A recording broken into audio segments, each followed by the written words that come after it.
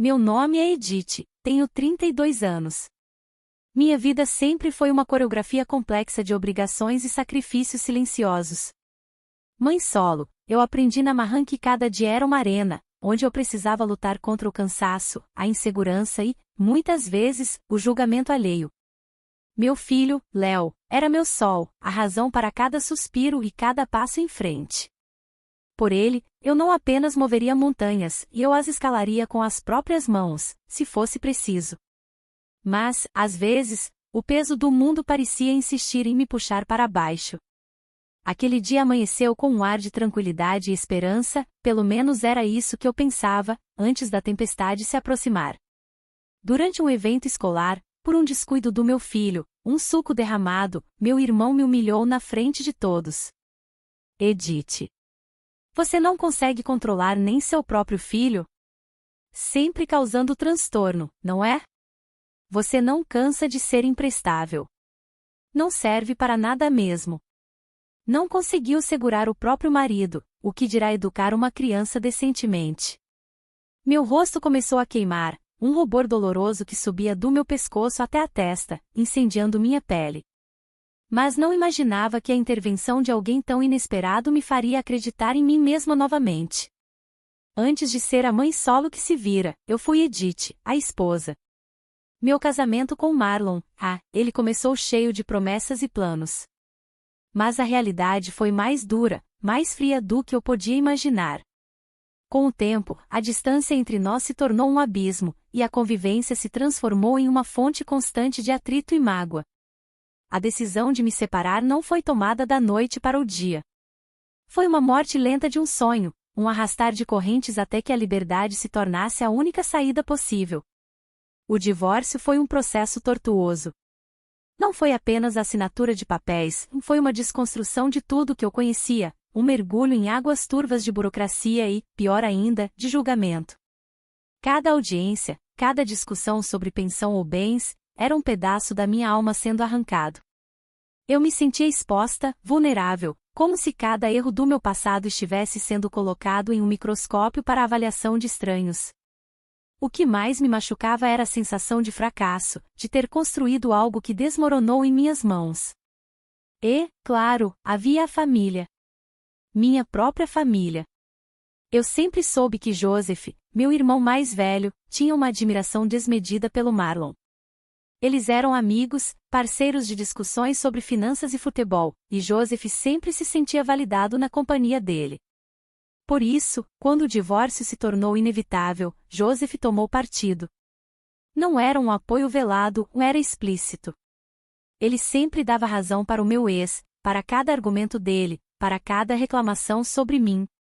Edith, você não soube segurar seu casamento, ele dizia, com aquele tom de professor que sabe todas as respostas. Ou, ele é um bom homem, você que foi cabeça dura. Aquelas palavras, vindas do meu próprio sangue, eram como ferro em brasa, gravando a culpa na minha pele. Minha mãe e minhas tias, embora não tão abertamente hostis quanto Joseph, tinham seus próprios meios de me fazer sentir o peso da vergonha de ser uma mulher separada. Que pena, Edith. Tão nova e já com um casamento desfeito, ou agora é mais difícil para você arrumar alguém, com um filho pequeno. As fofocas corriam soltas nos almoços de domingo, as indiretas eram sussurradas, mas sempre altas o suficiente para eu ouvir. E o pior, meu coração apertava em dor, era quando eu percebia que Léo, por mais que eu tentasse protegê-lo, ouvia também. Eu tentei blindá-lo, juro que tentei. Criei um universo de proteção ao redor dele, com sorrisos forçados, histórias sobre como o papai e a mamãe se amam, mas de outro jeito agora, e a convicção de que ele era a coisa mais importante do mundo. Mas crianças sentem. Léo via meus olhos inchados, sentia o clima tenso em casa. E, nas reuniões familiares, por mais que eu tentasse desviá-lo, ele ouvia os cochichos, os olhares de pena direcionados a mim. Uma vez, ele me perguntou, com a voz embargada, mamãe, por que a vovó disse que a gente não tem mais uma família de verdade? Aquela pergunta me rasgou por dentro. Eu não sabia o que responder. A culpa me sufocava. Então, sim, quando Joseph me alfinetava sobre minha falta de sucesso ou minha desorganização, ele não estava apenas comentando o suco derramado. Ele estava ecoando anos de desaprovação, a crença de que eu era incapaz, de que eu havia falhado em tudo, inclusive na vida de casada. Cada crítica dele era um lembrete do divórcio, da vergonha, dos sussurros que Léo, meu filho, havia escutado. Eu estava ali, na semana da inovação da escola do Léo, tentando respirar fundo. O auditório estava lotado, um mar de rostos curiosos e atentos. O ar era denso, carregado de uma mistura de ansiedade e excitação por um evento tão importante. O cheiro de café fresco e os biscoitos recém-assados da lanchonete da escola se misturavam no ambiente, um aroma que, ironicamente, tentava disfarçar a tensão que eu sentia. Joseph estava no palco, irradiando autoconfiança, e apresentava Charles, o palestrante, com uma empolgação quase infantil. Senti um calor no peito. Era bom ver Joseph feliz, mesmo que isso não fosse muito comum entre nós. Ao meu lado, Léo, de 7 anos, remexia-se na cadeira, os olhos arregalados, absorvendo tudo com a curiosidade típica da infância. E agora, com vocês, o grande Charles, Joseph anunciou, e o auditório irrompeu em aplausos. Charles sorriu, um sorriso calmo e contido, e se postou ao lado do púlpito, esperando o burburinho diminuir. Foi nesse pequeno intervalo, antes de Charles começar a palestra, que o mundo virou de cabeça para baixo, mais uma vez. Léo, com sua energia inesgotável, se levantou para pegar um copo de suco na mesa de coquetéis que ficava na lateral do palco. Eu o segui com os olhos, meu coração já um pouco apreensivo com a agitação do meu pequeno, temendo um tropeço, uma bagunça, qualquer coisa que chamasse atenção. Ele estava tão animado, tão distraído com o movimento, que acabou esbarrando na mesa. Meu coração deu um salto. Uma onda de suco de uva voou no ar e, em câmera lenta, vi a mancha roxa se espalhar bem na camisa branca e impecável de Joseph, que estava a poucos passos de distância, cumprimentando um colega diretor de outra escola. Meu sangue gelou. Eu senti o peso dos olhares antes mesmo que as palavras chegassem. O riso de Joseph e do diretor amigo cessou abruptamente. Ele virou-se bruscamente, a feição antes amigável contorcida em uma máscara de pura fúria e desprezo. Seus olhos, gélidos e acusadores, se fixaram em mim, como se eu fosse a responsável pelo apocalipse. Não era apenas raiva pelo suco, era uma raiva acumulada, uma oportunidade perfeita para me diminuir publicamente, mais uma vez. Edith. Você não consegue controlar nem seu próprio filho? Sempre causando transtorno, não é? Ele apontou para a mancha em sua camisa como se fosse uma ferida aberta, um emblema da minha incapacidade. Como se não bastasse, ele continuou gritando, você não cansa de ser imprestável. Não serve para nada mesmo. Não conseguiu segurar o próprio marido, o que dirá educar uma criança decentemente. Meu rosto começou a queimar, um rubor doloroso que subia do meu pescoço até a testa, incendiando minha pele. Eu senti cada célula do meu corpo se contraindo de vergonha, uma vergonha tão profunda que me dava náuseas. Minhas mãos tremiam incontrolavelmente, enquanto eu tentava as esconder. Tentei murmurar um pedido de desculpas, Joseph, desculpe. Mas as palavras ficaram presas na minha garganta, sufocadas pela humilhação e pela dor de reviver tantas memórias. Ele não esperou por uma resposta. Levantou a voz, agora direcionando suas palavras não só a mim, mas a todos ao redor, fazendo questão de que os professores e pais próximos ouvissem sua performance, transformando um acidente infantil em um espetáculo cruel da minha vida. É sempre assim. Desorganizada, despreparada. Não admira que você não tenha conseguido ir muito além. Você nunca consegue manter nada em ordem, não é? Nem mesmo um casamento, nem mesmo uma casa. Algumas pessoas simplesmente não nasceram para a ordem, para o sucesso. E isso reflete em tudo, até na forma como criam os filhos, o que eles se tornam. Joseph lançou um olhar de desdém tão profundo que me fez sentir pequena, insignificante, como se eu não merecesse o ar que respirava naquele lugar. Ele terminou a frase com um gesto da mão, como se estivesse me varrendo da vista, descartando-me como algo sem valor. Eu me sentia a esmo, boiando em um mar de julgamento. As risadas dos outros professores, que antes eram cúmplices da conversa animada de Joseph, se transformaram em murmúrios, em silêncios constrangedores. Alguns olhares eram de pena, outros de julgamento explícito, como se confirmassem cada palavra cruel que meu irmão dizia sobre o meu divórcio, minhas escolhas, minha vida desfeita. Eu senti cada um desses olhares me atravessar, me dissecando, expondo minhas fragilidades mais profundas. Léo, meu pequeno Léo, percebeu a tensão no ar. Vi seus ombros encolherem e seus olhos se encherem de lágrimas, as pequenas mãos agarrando as minhas como se eu fosse um bote salva-vidas. Meu coração doeu em vê-lo ali, sofrendo comigo, testemunha da humilhação pública da própria mãe. Eu só queria que o chão se abrisse e me engolisse para sempre, levando comigo toda aquela vergonha e a dor que apertava meu peito. A atmosfera pesava como chumbo. A sensação de impotência era esmagadora, um peso que me esmagava o peito e me tirava o fôlego.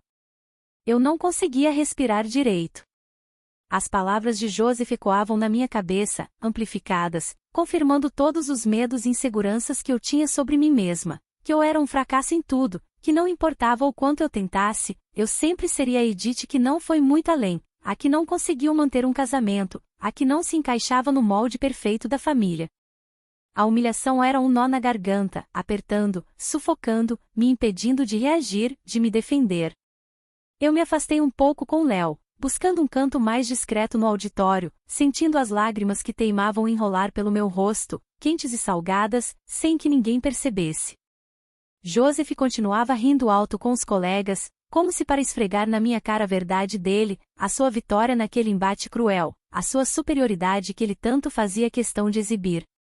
Foi então que a voz de Charles, surpreendentemente, ecoou pelo auditório. Ele estava de pé, no palco, e eu pensei que finalmente iniciaria sua tão esperada palestra. Mas, para minha surpresa, ele não fez isso. Com uma calma que contrastava violentamente com a turbulência em meu peito, ele desceu do palco e caminhou diretamente na direção do grupo onde Joseph estava, ainda esbanjando sorrisos e comentários sarcásticos. Meu irmão, todo orgulhoso de ter Charles por perto, abriu um sorriso ainda maior, preparando-se para cumprimentá-lo, talvez esperando um cumprimento ou um sinal de concordância com o que acabará de dizer sobre mim. Mas Charles nem olhou para Joseph. Ele se dirigiu diretamente a mim, com um sorriso gentil e respeitoso, um sorriso que parecia enxergar minha alma cansada e a dor escondida sob minha postura. Edith. Que surpresa maravilhosa te ver aqui. Eu senti um arrepio percorrer minha espinha. Aquele cumprimento, vindo dele, naquele momento, era como um raio de sol em um dia tempestuoso. Ele se virou para a plateia, que agora estava em um silêncio atônito, e sua voz, projetada para todo o auditório, era calma, mais firme, e ressoava com uma autoridade inegável, capturando a atenção de todos. Com licença a todos, mas antes de começar minha palestra, há algo crucial que preciso compartilhar. Joseph, e todos os presentes, ficaram em um silêncio ainda mais profundo, curiosos, confusos, com a expectativa pairando no ar. Charles continuou, seu olhar fixo em mim, e eu senti minhas pernas tremerem. Eu não conseguia respirar, esperando o que viria, com medo de que fosse mais um golpe, mas com uma estranha esperança. Muitos me conhecem como palestrante de sucesso que sou hoje, e Joseph me fez a honra de me convidar para falar sobre inovação. Mas há uma pessoa aqui que, sem saber, foi a verdadeira inovadora em minha vida, em um momento em que eu estava no meu ponto mais baixo, em ruínas. O burburinho de curiosidade se espalhou pelo auditório. Joseph estava pálido, a boca levemente aberta, seu olhar fixo em Charles, tentando decifrar o mistério. A surpresa era palpável. Charles prosseguiu, a voz cheia de uma gratidão profunda e verdadeira. Há cerca de 10 anos, eu era um jovem recém-formado, cheio de sonhos, mas enfrentando uma depressão profunda e uma crise de ansiedade paralisante. Eu mal conseguia sair de casa, meus projetos estavam estagnados, e eu estava perdendo toda a esperança. Meus pais, que na época moravam no mesmo prédio que a família de Edith, eram vizinhos e amigos próximos dela. Cada palavra de Charles era um choque, uma revelação que eu nunca imaginei que seria dita em voz alta, muito menos para uma plateia tão grande para Joseph, que desconhecia completamente essa parte da minha história. Edith, que nem me conhecia pessoalmente, apenas via meu pai aflito com a minha situação, começou a fazer algo notável. Ela sabia que eu era jovem, orgulhoso, e que nunca aceitaria ajuda direta. Então, ela encontrou uma maneira sutil, mas poderosa. Ela começou a deixar bilhetes anônimos na minha porta. Bilhetes com palavras de incentivo que pareciam escritas para mim, frases inspiradoras que eu nunca tinha lido antes, e até mesmo sugestões de livros e artigos que falavam sobre resiliência e propósito, sobre como encontrar um caminho mesmo na escuridão. Ela fazia isso no meio da noite, sem que ninguém soubesse. Ela nunca revelou ser ela, nunca me pediu nada em troca, e nem sequer mencionou o que fazia para ninguém. Ela apenas agia, com uma bondade pura e desinteressada. Ela fazia isso mesmo vivendo suas próprias lutas e dificuldades. Ela nunca me deixou ver seu rosto, mas suas palavras foram a luz no fim do túnel. Aqueles bilhetes foram o pequeno empurrão que eu precisava. Eles me deram a força para procurar ajuda profissional, para voltar a acreditar em mim e, finalmente, para reconstruir minha vida e minha carreira. Sua bondade silenciosa, sua empatia genuína, foram a verdadeira inovação que me salvou daquele abismo. O auditório estava em um silêncio absoluto. Eu sentia as lágrimas escorrendo pelo meu rosto, quentes e salgadas, mas agora eram lágrimas de emoção, de um alívio imenso, de uma gratidão avassaladora por aquela verdade sendo dita, não por mim, mas por alguém tão importante. Joseph estava boquiaberto, a cara completamente chocada, seu queixo tremendo levemente. Sua expressão mudou de orgulho para um constrangimento profundo e choque. Sua esposa o olhava com uma mistura de surpresa e reprovação. Aqueles que antes me julgavam, agora tinham os olhos fixos em mim com admiração, alguns emocionados com a revelação daquela história tão íntima e poderosa, da minha bondade que eu mesma tinha esquecido. O silêncio do choque deu lugar a aplausos. Começaram tímidos, mas logo se espalharam, crescendo em volume, ecoando por todo o auditório, um som que antes me causaria pânico, mas agora me envolvia em um abraço caloroso. A atmosfera mudou completamente, de constrangimento para uma reverência silenciosa, uma onda de respeito. Charles se aproximou de mim, e com um sorriso genuíno e cheio de respeito, apertou minha mão. Você é uma mulher extraordinária, Edith. Um verdadeiro exemplo de força, resiliência e, acima de tudo, de humanidade. Ele virou-se para Joseph, que agora estava com a cabeça baixa, o rosto vermelho, e seu olhar era firme, mas sem raiva, apenas com a gravidade da verdade. E Joseph, você deveria aprender com o caráter da sua irmã. A verdadeira inovação está na capacidade de impactar positivamente a vida das pessoas, muitas vezes de forma silenciosa e altruísta, sem precisar de holofotes. Joseph tentou dizer algo, sua boca se abrindo e fechando, mas as palavras não saíram. Ele estava pálido, a imagem de arrogância e superioridade que ele exibia se desfez completamente diante de todos. Ele se sentia exposto, e eu sabia que ele estava envergonhado diante de Charles, de seus colegas e de toda a plateia. Sem conseguir suportar o peso dos olhares, ele se retirou rapidamente, quase correndo, evitando o meu olhar a todo custo, sumindo pela porta lateral do auditório. Eu me agachei e abracei Léo, que me olhava com os olhos brilhantes de orgulho e amor. Viu, meu amor? Sua mãe é forte. E você também é. Sempre acredite na bondade, por mais que ela pareça pequena, por mais que ninguém esteja olhando. O que importa é o que a gente faz quando ninguém está vendo. Senti um peso enorme, que eu carregava há anos, desde o divórcio, desde os sussurros, desde as acusações de Joseph, sair dos meus ombros. Era como se uma couraça de dor se dissolvesse no ar. Eu não precisava mais me encolher, nem me justificar. A verdade, e o reconhecimento da minha bondade por alguém tão respeitado, e que Joseph tanto admirava, me libertaram de uma forma que eu nunca imaginei.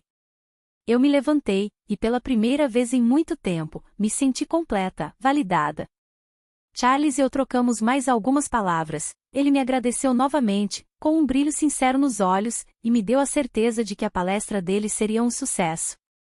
Eu e Léo, de mãos dadas, caminhamos para fora do auditório, sob uma nova luz. Os olhares que antes me julgavam, agora eram de respeito e admiração. Algumas mães vieram me cumprimentar, com sorrisos calorosos e palavras de encorajamento, falando da minha incrível história. O ar parecia mais leve, o céu mais azul. Eu finalmente me sentia vista, valorizada, e com a certeza inabalável de que a minha força sempre esteve ali, só precisava de um empurrão para ser revelada. E, naquele dia, ela foi revelada de uma forma que mudou tudo, não só para mim, mas para todos que testemunharam o poder de uma bondade silenciosa. Obrigada por ouvir a história de Edith. Se essa história te emocionou, curta e compartilhe esse vídeo, assim estará nos ajudando a trazer mais histórias impactantes, e se inscreva no canal para não perder nenhuma história. Até o próximo vídeo.